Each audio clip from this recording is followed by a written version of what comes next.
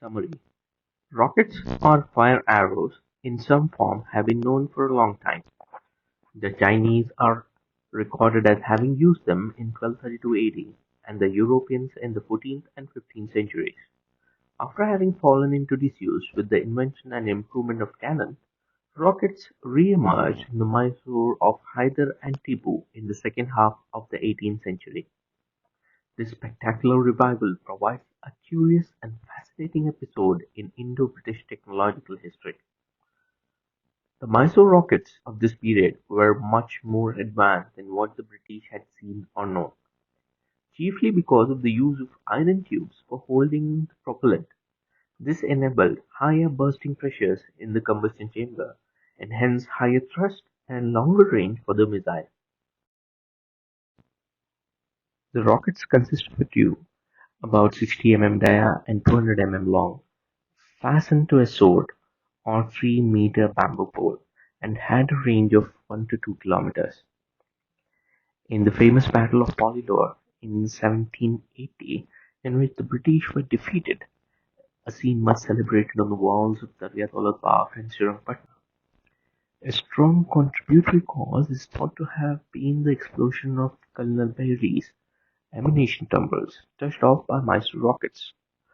Rockets were used in Third and Fourth Anglo-Mysore Wars as well, although they caused much confusion and fear, especially when used against massed troops or cavalry. They were too inaccurate to tell decisively the fortunes of battle in favor of Tipu.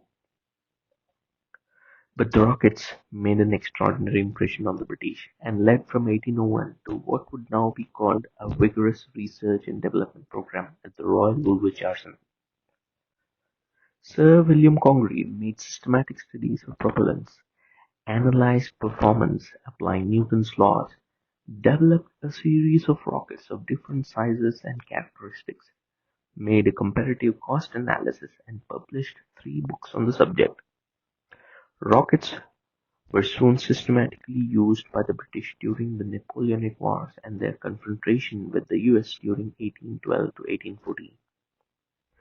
What is of interest to us is that although the technology of Mysore rockets was superior in 1799, the character of the British effort, begun just a few years later, was already vastly more sophisticated, bringing to bear on the problem an attitude involving science, engineering, and application that was far in advance of anything understood in India at the time.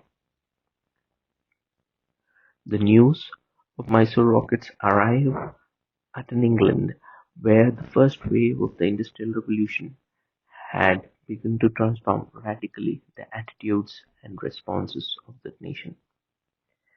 With the further improvement of guns later in the 19th century, rockets fell into disuse again, except as toys during Deepavali or other firework displays.